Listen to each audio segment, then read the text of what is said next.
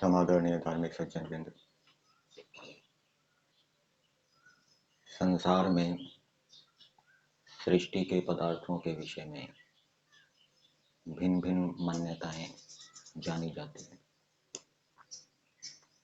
कुछ निराकार सर्वव्यापक सृष्टिकर्ता ईश्वर को नहीं मानते, केवल जीव और संसार को मानते हैं।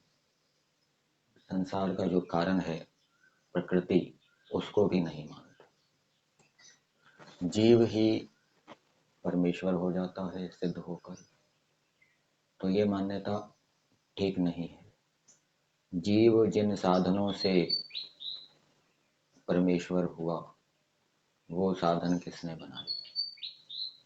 संसार को नित्य मानते हैं, हमेशा बना बनाया रहता है, ये भी शब्द प्रमाण और प्रत्यक्ष प्रमाण से विरुद्ध है।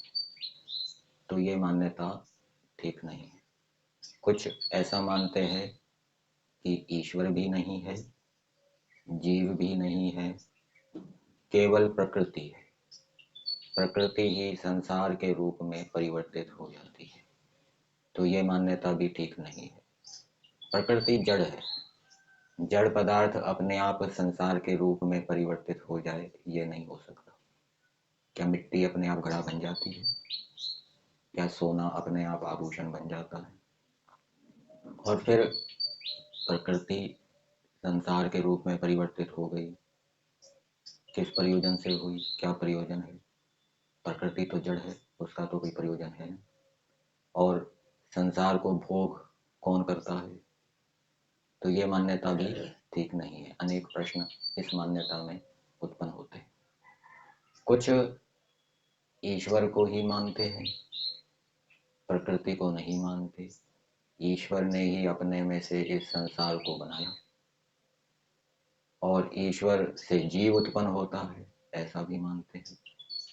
तो ईश्वर से यदि यह संसार बना, तो ईश्वर तो सदा आनंद में रहते हैं, ईश्वर तो पाप रहित है, तो संसार के अंदर भी सर्वत्र सुख होना चाहिए, आनंद होना चाहिए, कोई पाप क्लेश नहीं होना चाहिए।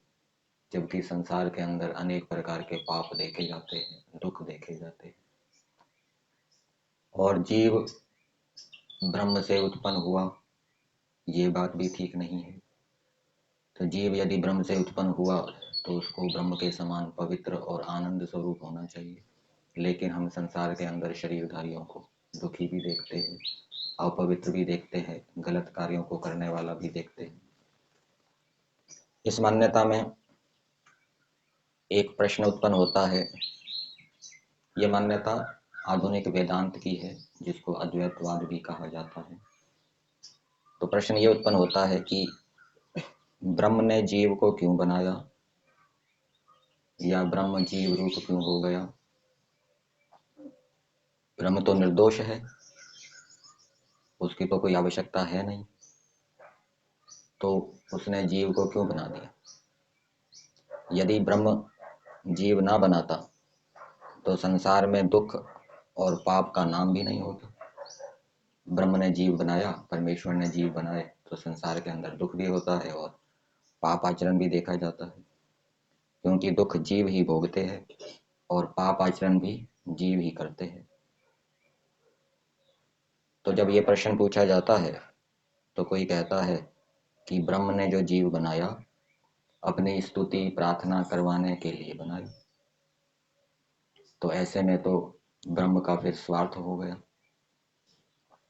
वास्तव में जो ब्रह्म है उसका अपना कोई स्वार्थ नहीं है। परमेश्वर ने संसार बनाया है, प्रकृति से बनाया है, जीवों को नहीं बनाया। और परमेश्वर निस्वार्थ भाव से संसार को बनाता है, परोपकार के लिए, जीवों को सुख आनंद देने के लिए। फिर दूसरा प्रश्न उत्पन्न होता है कि ब्रह्म ने जीव को बनाया, तो इसका उत्तर दिया अपनी शक्ति दिखाने के लिए। तो अपने से छोटों को अपनी शक्ति दिखाना ये कौन सी बड़ी बात है? ईश्वर के बराबर या उससे बड़ा कोई है ही नहीं। शक्ति किसको दिखाई जाती है? जो बराबर वाला हो या कोई उससे बड़ा हो, उसको अपनी शक्ति का प्रदर्शन किया जाता है, जिससे कि वो हमारे ऊपर आक्रमण ना करे, हमला ना करे। परमेश्वर के बराबर तो कोई है, परमेश्वर से बड़ा भी कोई नहीं। इसलिए कोई ऐसा उत्तर दे कि परमेश्वर ने शक्ति प्रदर्शन के लिए जीव को बनाया, ये भी ठीक नहीं है। और यदि ये उत्तर दिया जाता है अन्य जीवों पर दया करने के लिए परमेश्वर ने जीवों को बनाया, उन पर दया करने के लिए, तो इसका उत्तर दिया ये कौन सी बुद्धिमत्ता है?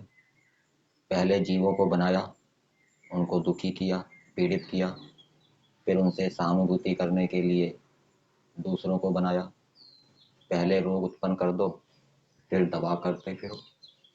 जीव को बनाया, वो दुखी हुए, पाप किया, फिर उनके ऊपर सहानुभूति की, उनके दुख को दूर किया। ये कौन सी बुद्धिमत्ता है? कीचड़ में पैर डालना, फिर उसको धोना। इससे अच्छा तो यही है कि कीचड़ में पैर डाला ही ना जाए। तो ये उत्तर भी संतोषजनक नहीं है। और ऐसा उत्तर भी देते हैं कि परमेश्वर ने जीव इसलिए बनाया मोक्ष का सुख भोगने के लिए। तो मोक्ष में तो बिरले जीव ही जाते हैं, सब तो जाते नहीं, कोई कोई जाता है। तो ये उत्तर भी संतोषजनक नहीं है। अधिकतर जीव तो संसार के अंदर ही रहते हैं, दुखों को भोगते रहते हैं। तो परमेश्वर ने जीव बनाया उनको दुख भोगने के लिए, पाप करने के लिए। तो परमेश्वर फिर पिता कैसे हो गया? पिता तो अपने संतानों के विषय में ऐसा नहीं चाहता कि वो दुख भोगे, पाप करें। तो ये मान्यता भी क्या है? ठीक नहीं है। इसमें अनेक प्रश्न उत्पन्न होते हैं और उनका उत्तर संतोषजनक प्राप्त नहीं होता। वास्तविक मान्यता क्या है कि ईश्वर, जीव और प्रकृति, ये सृष्टि के अंदर तीन पदार्थ हैं। ईश्वर ना हो ऐसा नहीं, जीवात्मा ना हो ऐसा नहीं, प्रकृति ना हो ऐसा नहीं। प्रकृति क्या है? वो संसार को बनाने का मटेरियल है, सामग्री है। और ईश्वर निराकार है, चेतन है, सर्वव्यापक है, अनंत है, सब जगह भरा हुआ है। इस सृष्टि के बाहर भी है, अंदर भी है, अनंत है।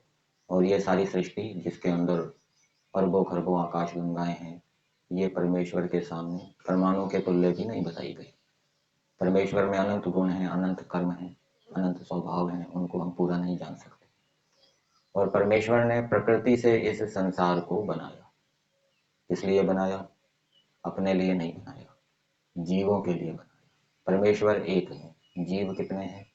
वो अनंत है। वृक्षों के अंदर, पेड़ पौधों के अंदर, घास फूस के अंदर भी जीव होते हैं, वो अपने कर्मों का फल भोग रहे हैं। इसी प्रकार से पशु पक्षी कीट पतंग, अनेक प्रकार के जीवाणु कीटाणु रोगाणु, उनमें भी जीव होते हैं।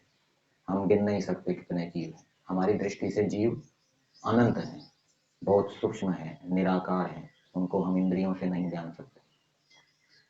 तो परमेश्वर ने जीवों को अपना आनंद देने के लिए और जीवों के जो कर्म थे उन कर्मों का फल देने के लिए ये संसार बनाया। ये संसार का बनना और बिगड़ना अनादिकाल से चल रहा है। इसका कोई प्रारंभ नहीं है कि कभी परमेश्वर ने पहले पहले संसार बनाया होगा, उससे पहले कभी संसार नहीं बनाया होगा, ऐसा नहीं है।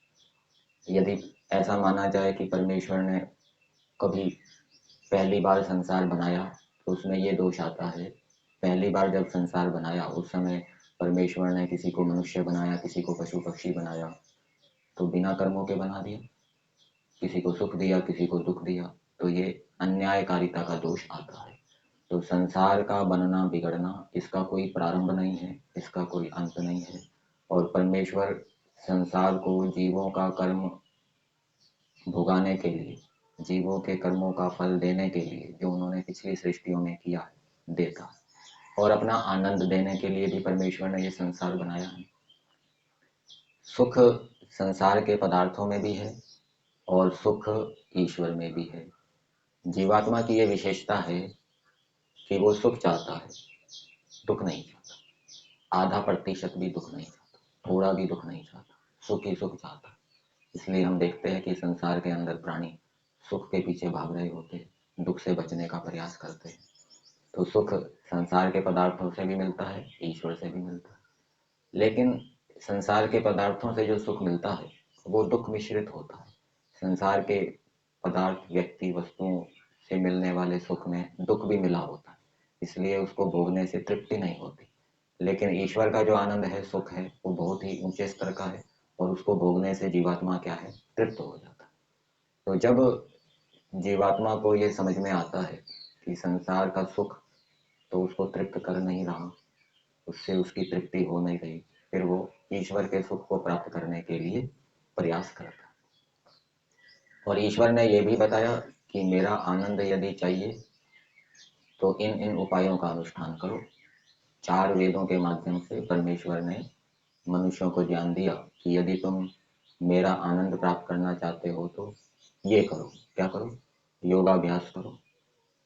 यम, नियम, आसन, प्राणायाम, प्रत्याहार, धारणा, ध्यान, समाधि, ये योग के 8 अंग हैं। इन अंगों का अनुष्ठान करो, धर्म का आचरण करो, तपस्या करो, सत्संग करो। तो ये उपाय बताए हैं। तो जो मनुष्य इन उपायों का अनुष्ठान करता है वो मोक्ष को प्राप्त कर सकता है। और ईश्वर का आनंद प्राप्त करने का अवसर केवल मनुष्य योनि में ही है, दूसरी योनियों में नहीं है। पशु, पक्षी, कीट, पतंग वेदों को नहीं पढ़ सकते, वेदों को नहीं जान सकते। परमेश्वर ने मनुष्यों को ऐसी बुद्धि दी है जिससे कि वो वेदों को पढ़कर उसके अनुकूल अपना आचरण कर सकते हैं। और मनुष्य के शरीर की रचना भी ऐसे की है कि जब मनुष्य वेदों के अनुकूल चलते हैं तो उनका ज्ञान बढ़ता है, और ज्ञान बढ़ते बढ़ते बढ़ते जब मोक्ष के योग्य उनका ज्ञान हो जाता है तो फिर वो मुक्त हो जाते हैं। तो ईश्वर, जीव और प्रकृति, ये तीनों पदार्थ इस सृष्टि के अंदर हमेशा रहते हैं। संसार कभी रहता है, कभी नहीं रहता। संसार को हम प्रवाह से अनादि कहते हैं, जो कभी रहे कभी ना रहे, बरसाती नदी के समान। और ईश्वर, जीव और प्रकृति ये हमेशा रहते हैं। और जीवों के जो कर्म हैं वो भी प्रवाह से अनादि है। कभी जीव कर्म करते हैं, कभी कर्म नहीं करते। सृष्टि के समय जीव कर्म करते हैं, प्रलय के समय तो बेहोशी जैसी अवस्था में होते हैं, उस समय वो कोई कर्म नहीं करते। तो इस मान्यता को स्वीकार करके, 3 पदार्थों को स्वीकार करके मनुष्य शीघ्र ही दुखों से छूट सकता है और शीघ्र ही संसार के सुखों को और ईश्वर के आनंद को भी प्राप्त कर सकता है। इससे सरल, इससे उत्तम और कोई मार्ग नहीं। ये वेद का मार्ग है, ये ईश्वर का मार्ग है, इसलिए इस मार्ग को अपनाना चाहिए।